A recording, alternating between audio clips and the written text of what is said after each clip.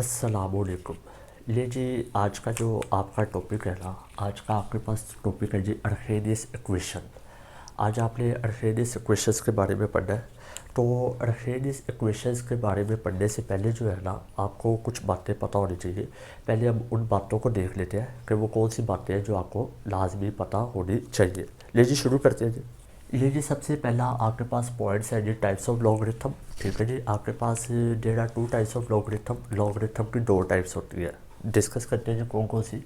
एक ऐसा लॉगरिथम होता है जिसके बी में बेस जो होती है वो 10 होती है, और एक ऐसा लॉगरिथम होता है जिसके बी में बेस जो होती है वो ई होती है। ई को हम क्या नाम देते होते हैं, exponential. So there are two types of logarithm. First one with the base 10 and the second one with the base E. ठीक हो गया जी। जो बेस 10 वाला लॉगरिथम होता है ना, उसको हम क्या कहते होते हैं, it is called common logarithm. और अगर लॉगरिथम में बेस ई हो तो उसको हम कहते होते हैं it is called natural logarithm. तो बेस 10 के साथ जब आपका लॉगरिथम होगा तो उसको आप कहेंगे कॉमन लॉगरिथम, और जब बेस ई के साथ होगा तो उसको आप नाम देते होते हैं नेचुरल लॉगरिथम। ठीक हो गई जी बात। जो कॉमन लॉगरिथम होता है उसको किस तरह लिखा जाता है, उसको एल ओ जी के साथ भी लिखा जाता है। जहाँ पे कभी एल ओ जी लॉग लिखा होता है इसका मतलब है वो कॉमन लॉगरिथम की बात हो रही है। या फिर एल जी लिखा होता है, एल जी का मतलब होता है कॉमन लॉगरिथम। या फिर लॉग एल ओ जी लॉग बेस 10 लिखा होता है, तो जिसका मतलब होता है कि आप कॉमन लॉगरिथम की बात कर रहे हैं। नेचुरल लॉगरिथम को लिखने के क्या क्या तरीके हैं, एल ओ जी लॉग बेस ई। आप लॉग बेस ई लिखा होगा तो इसका मतलब है नेचुरल लॉगरिथम की बात हो रही है। या फिर सिंपली क्या लिखा होता है, एल एन का मतलब होता है नेचुरल लॉगरिथम। ठीक होगी बात। तो ये इसको लिखने के तरीके थे। चलिए, यहाँ पे कुछ वैल्यूज़ आपने मेमोराइज़ करनी है, वो वैल्यूज़ आपको लाजमी पता होनी चाहिए, क्योंकि हमने अर्हेनियस इक्वेशंस की डेरिवेशन करनी है। तो वो डेरिवेशन में कुछ वैल्यूज़ आनी थी, उस वैल्यूज़ को बताने के लिए जो है ना आपको ये पता होना चाहिए। एज सच इसको हमने इसकी डेप्थ तो नहीं देखनी, बस हम इसकी देख रहे हैं कि आया आपके पास नेचुरल लॉगरिथम क्या होता है और कॉमन लॉगरिथम क्या होता है। तो यहाँ पे कुछ वैल्यूज़ हैं, एल ओ जी बेस 10, यानी कि ये कौन सी बात हो रही है, नेचुरल कॉमन लॉगरिथम की बात हो रही है। तो कॉमन लॉगरिथम आप किसका ले रही है, 10 का ले रही है, तो वो उसकी वैल्यू क्या होगी, आंसर क्या होगा 1। या फिर इसको आप सिंपली लिख सकते हैं लॉग 10। लॉग 10 का आंसर क्या होगा 1, वो सिंपली आप कैलकुलेटर पे कैलकुलेट कर सकते हैं। अगर सिंपली एल ओ जी लिखा हो तो इसका क्या मतलब होता है कि आप कॉमन लॉगरिथम की बात कर रहे हैं। नहीं तो फिर आप एल ओ जी बेस 10 के साथ लिख सकते हैं it is also called common logarithm, जहाँ पे मैंने लिखने के तरीके बताए थे। उसके बाद अगर आप कॉमन लॉगरिथम ऑफ 1 ले तो उसका आंसर आपके पास क्या आएगा, 0 आएगा। कॉमन लॉगरिथम लिखने का तरीका कार ये है कि एल ओ जी बेस 10 लिख दें, या फिर आप सिंपली एल ओ जी 1 लिख दें। एल ओ जी का मतलब होता है कॉमन लॉगरिथम, और 1 का मतलब है आप कॉमन लॉगरिथम ऑफ 1 ले रहे हैं, 1 का कॉमन लॉगरिथम ले रहे हैं, तो उसका आंसर क्या होगा 1। अब आ जी नेचुरल लॉगरिथम में एल ओ जी ई बेस ई, इसका मतलब है आप नेचुरल लॉगरिथम की बात कर रहे हैं, नेचुरल लॉगरिथम ऑफ ई, तो वो आपने याद रखना है आंसर क्या होता है इसका 1 होता है। कैलकुलेटर पे सिंपली कैलकुलेट हो जाता है। या फिर आप एल ओ जी बेस ई नेचुरल लॉगरिथम को एल एन भी लिख सकते हैं। एल एल का क्या मतलब है, नेचुरल लॉगरिथम ऑफ ई, ये आंसर क्या होगा आपके पास 1।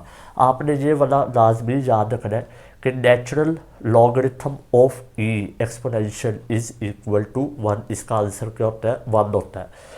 या फिर एल ओ जी बेस ई, इसका मतलब है नेचुरल लॉगरिथम ऑफ 1, उसका आंसर क्या होगा 0। या फिर नेचुरल लॉगरिथम को लिखने का एक और तरीका होता है, डेट इज एल एन का मतलब है नेचुरल लॉगरिथम किसका, 1 का नेचुरल लॉगरिथम, आंसर क्या होगा 1।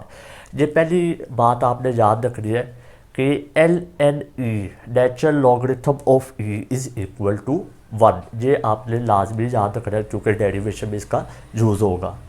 ये जी आपने दूसरी बात क्या याद रखनी है, दूसरी बात आपने ये याद रखनी है कि ये अर्हेनियस इक्वेशन की जब आप डेरिवेशन कर रहे होंगे ना, तो अर्हेनियस इक्वेशन की डेरिवेशन करते हुए ना आपको ग्राफ ड्रॉ करना पड़ेगा।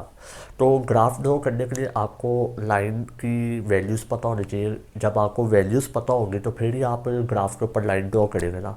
तो हमने क्या करना होता है, हमने उन वैल्यूज़ का पता करवाने के लिए ना, जब भी आप ग्राफ के ऊपर लाइन ड्रॉ करेंगे तो वो स्ट्रेट लाइन होगी।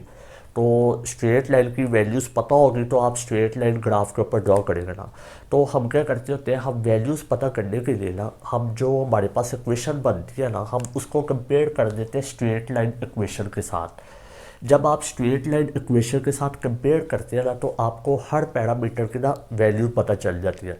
जब आपको हर पैरामीटर की वैल्यू पता चल जाएगी तो फिर आप उसकी मदद से ग्राफ के ऊपर लाइन ड्रॉ कर लेंगे।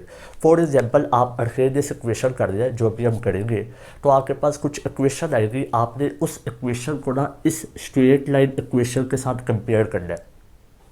जब आप इस स्ट्रेट लाइन इक्वेशन के साथ उसको कंपेयर करेंगे तो आपको वैल्यूज़ पता चल जाएगी। फिर आप उन वैल्यूज़ की मदद से जो है ना ग्राफ के ऊपर लाइन ड्रॉ करेंगे, और वो लाइन किस शक्ल में होगी, स्ट्रेट लाइन की शक्ल में होगी। देखते हैं कौन कौन से जहाँ पे पैरामीटर्स हैं आपके पास। देखिएगा, ये जो आपके पास यहाँ पे पहला पैरामीटर है, डैट इज़ वाई। वाई का क्या मतलब होता है? वाई का मतलब होता है वाई एक्सिस।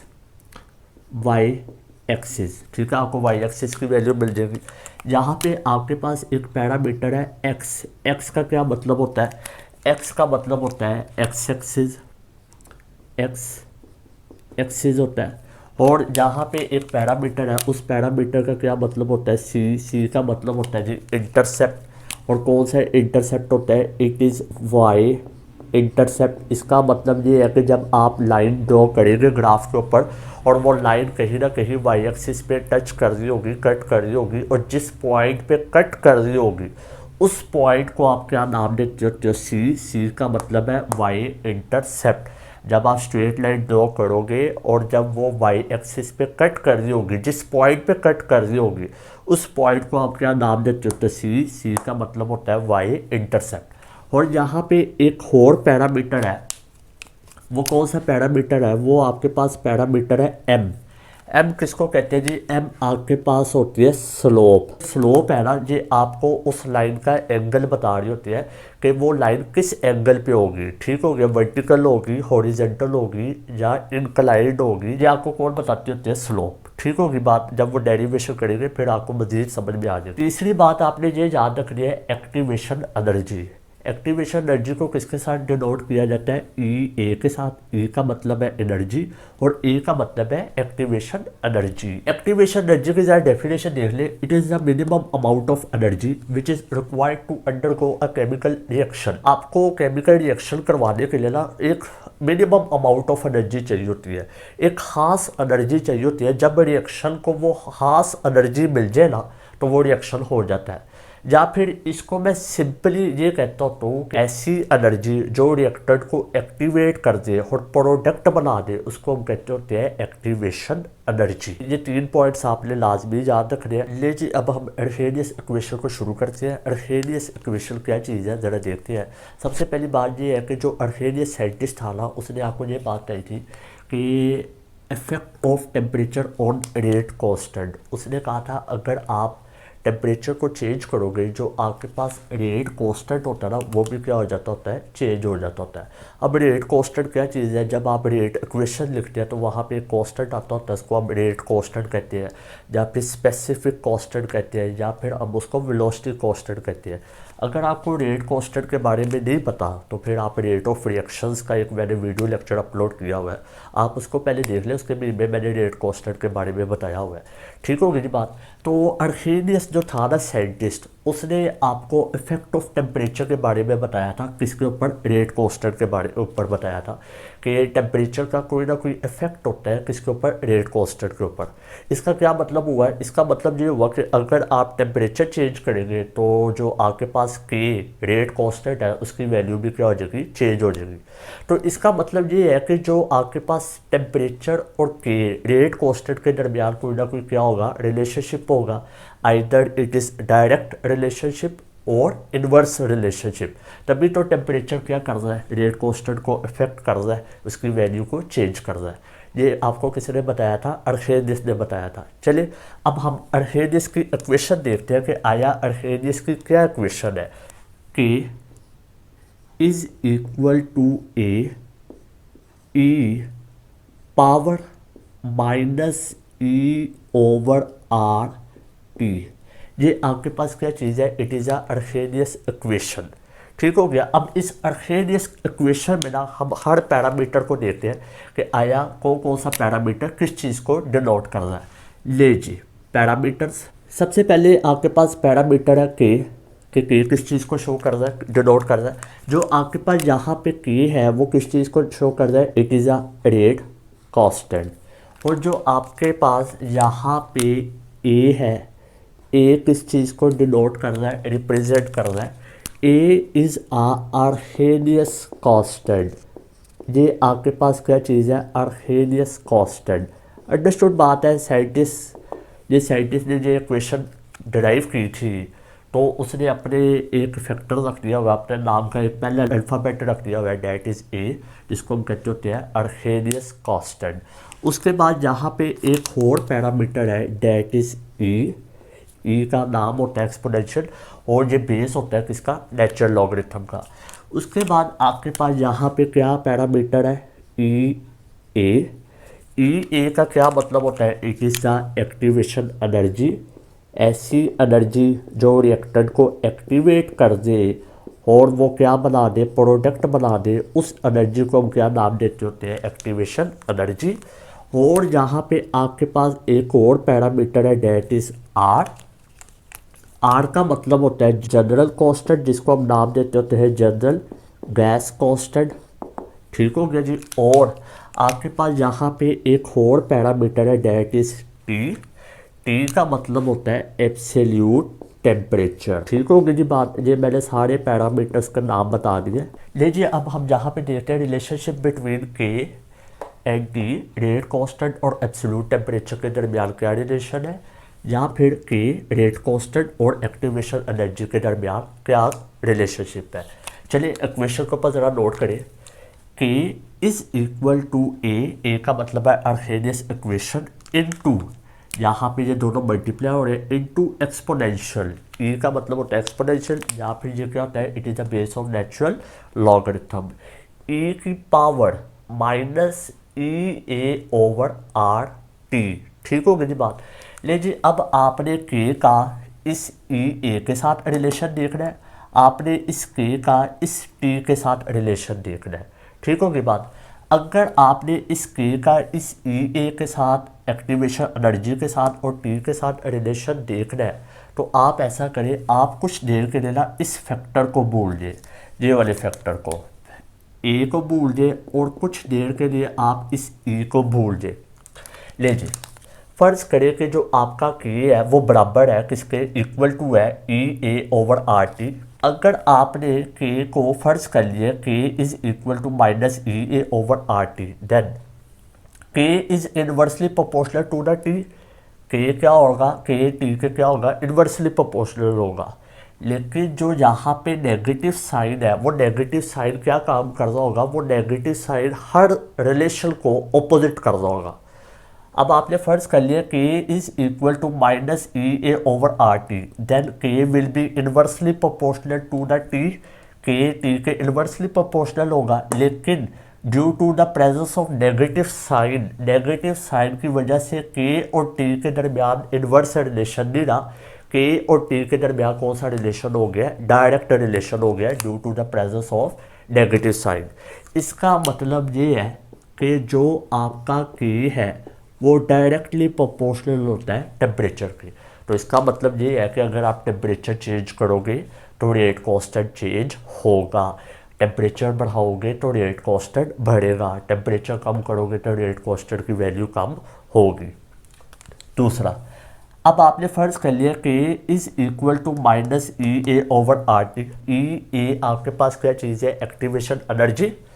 तो के और एक्टिवेशन एनर्जी का कौन सा रिलेशन होगा, डायरेक्ट रिलेशन होगा, but due to the presence of negative sign होने की वजह से इनका डायरेक्ट रिलेशन डायरेक्ट नहीं होगा, बल्कि कौन सा होगा, इन्वर्स रिलेशन होगा।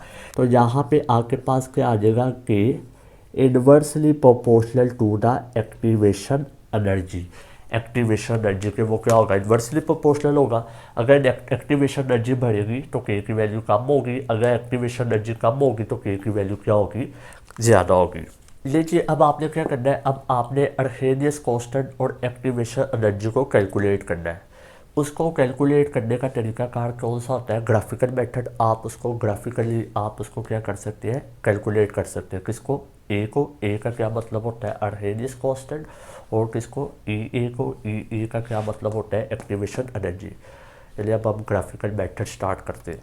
ग्राफिकल मेथड किस लिए यूज़ होता है, it is use to calculate the Arrhenius constant और एक्टिवेशन एनर्जी।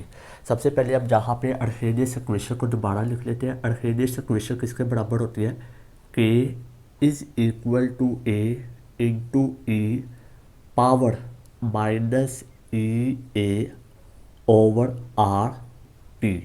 ये अर्हेनियस इक्वेशन है। ठीक होगी बात।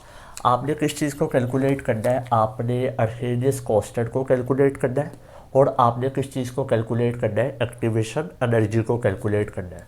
जहाँ पे एक प्रॉब्लम है, जो आपके पास एक्टिवेशन एनर्जी है वो एक्सपोनेंशियल की पावर है।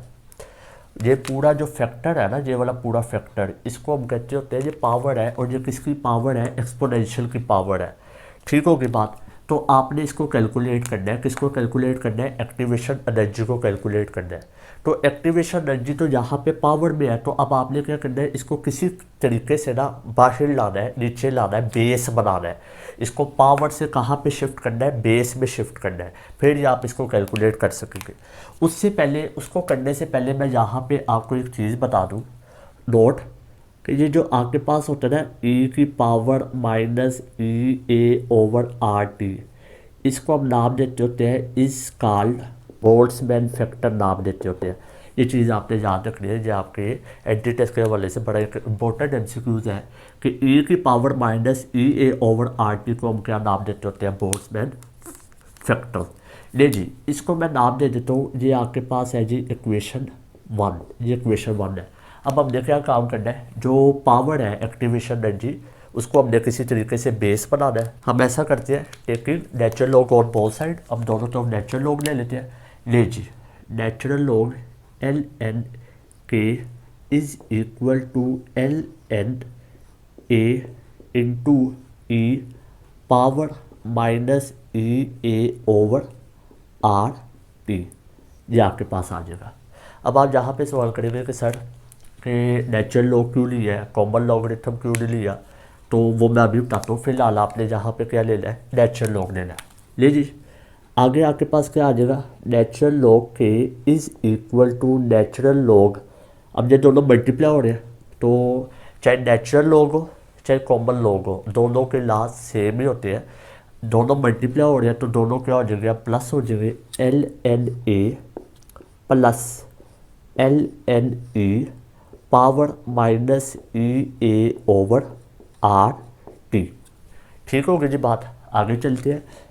L N natural log K is equal to natural log A, power है, पावर क्या होगी, शुरू में आ जाएगी, plus minus E A over R T into L N E. ठीक हो गया, पावर शुरू में आ जाएगी तो एल एन नहीं बचेगा। आपके पास क्या हो जाएगा, L N K is equal to L N natural log A minus E A over R T. और ये जो नेचुरल लॉग ई है वो आपके पास क्या होता है, वो आपके पास होता है 1। तो यहाँ पे नेचुरल लॉग लेने का मकसद यही था, क्योंकि यहाँ पे ई था, एक्सपोनेंशियल था, और जब नेचुरल लॉग ई लिया जाए तो उसका आंसर क्या आता है, 1 आता है, तो ये 1 हो जाएगा। तो आपने अब क्या करना है, ये 1 को मल्टीप्लाई करवा देना, तो आपके पास बन जाएगा natural log K is equal to natural log A minus E A over R T. ठीक होगी जी बात। आपने अब इस इक्वेशन को रीअरेंज कर लेना है, रीअरेंज द इक्वेशन, इक्वेशन को रीअरेंज कर ले। कैसे रीअरेंज करना ज़रा देखिएगा। ये आपके पास बन जाएगा L N K is equal to minus E A over R into 1 over T plus natural log A. ठीक हो गई जी बात। ये आपके पास स्ट्रेट लाइन इक्वेशन बन रही है। कैसे स्ट्रेट लाइन इक्वेशन बन रही है ज़रा देखिएगा। ये आपके पास होगी y की वैल्यू इज़ इक्वल टू, ये आपके पास होगी m की वैल्यू, ये आपके पास होगी x की वैल्यू, और ये आपके पास होगी c की value, y is equal to M X plus C. ये आपके पास स्ट्रेट लाइन इक्वेशन बन रही है। अब यहाँ पे हमने नेचुरल लॉग दिया हुआ है, अब हम नेचुरल लॉग से ज़्यादा फेमिलियर तो नहीं है, हम कॉमन लॉगरिथम से ज़्यादा फेमिलियर है। तो आपने एक चीज़ याद रखनी है, नेचुरल लॉग से कॉमन लॉगरिथम में आप जा सकते हैं, दोनों के दरमियान एक रिलेशन होता है। वो रिलेशन क्या होता है? Natural log is equal to 2.3030 logarithm. ये दोनों के दरमियान रिलेशन है। आप इजीली नेचुरल लॉग से कहाँ पे जा सकते हैं? कॉमन लॉगरिथम में जा सकते हैं। तो लिहाजा हम इस इक्वेशन को, ये जो आपके पास इक्वेशन नंबर 2 है, इसको इक्वेशन 2 कह ले। ये इक्वेशन 2 किस में है? नेचुरल लॉग में है। तो हम ऐसा करते हैं, अपनी इक्वेशन 2 को ना कॉमन लॉगरिथम में चेंज कर लेते हैं। क्यों? क्योंकि हम कॉमन लॉगरिथम से ज़्यादा फेमिलियर है, नेचुरल लॉगरिथम से ज़्यादा फेमिलियर नहीं है। अदरवाइज इसका भी ग्राफ वही ड्रॉ होगा जो कॉमन लॉगरिथम में जाके होगा। तो चलिए इसको चेंज कर लेते हैं। क्या होगा आपके पास? नेचुरल लॉग की जगह पे कॉमन लॉगरिथम की वैल्यू लिख दे, 2.3030 log K is equal to minus EA over R 1/T plus 2.3030 log A। ठीक होगी जी बात? जहाँ पे मुझे सिर्फ लॉग के चाहिए, तो 2.3030 यहाँ पे मल्टीप्लाई होना चाहिए, जाके सारे फैक्टर्स के साथ क्या हो जाएगा? डिवाइड हो जाएगा। तो ये आपके पास आ जाएगा log K is equal to minus EA over 2.3030R into 1/T plus 2.3030 log A divided by 2.3030। ये जब मल्टीप्लाई हो रहा था, उधर जाके सारे फैक्टर्स के साथ डिवाइड हो जाएगा। तो यहाँ पे ये कैंसिल आउट हो जाएगा। तो आपके पास क्या बचेगा? log K is equal to minus EA over 2.3030R into 1/T plus log A। ये आपके पास आ गई थी स्ट्रेट लाइन इक्वेशन। और ये स्ट्रेट लाइन इक्वेशन किस में होगी? कॉमन लॉगरिथम में होगी। और ये स्ट्रेट लाइन इक्वेशन किस में होगी? नेचुरल लॉगरिथम में होगी। ये दोनों आपके पास स्ट्रेट लाइन इक्वेशन है। ये इक्वेशन नंबर आप कह लें 3। Equation 2 and 3 are straight line equation. ये दोनों आपके पास स्ट्रेट लाइन इक्वेशन ही है, लेकिन हम किसको लेके चलेंगे? हम इक्वेशन 3 को लेके चलेंगे आगे। लीजिए ये आपके पास स्ट्रेट लाइन इक्वेशन है, और ये स्ट्रेट लाइन इक्वेशन किस में है? कॉमन लॉगरिथम में है। लीजिए इसको कंपेयर कर लेते हैं। ये आपके पास वैल्यू किसकी होगी? ये आपके पास वैल्यू होगी y की। y इज इक्वल टू, ये आपके पास वैल्यू किसकी होगी? m की। m का मतलब होता है slope, y is equal to m।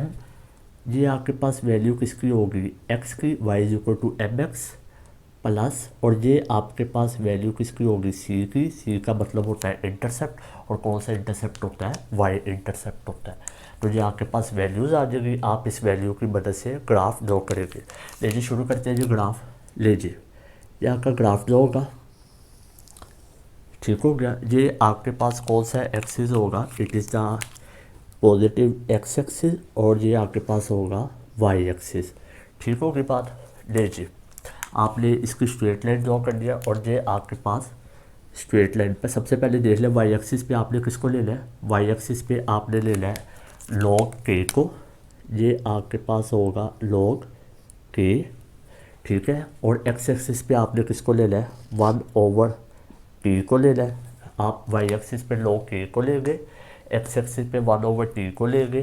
तो आपके पास कौन सी लाइन ड्रॉ होगी? आपके पास स्ट्रेट लाइन ड्रॉ होगी। ये आपके पास स्ट्रेट लाइन ड्रॉ होगी। ठीक होगी जी?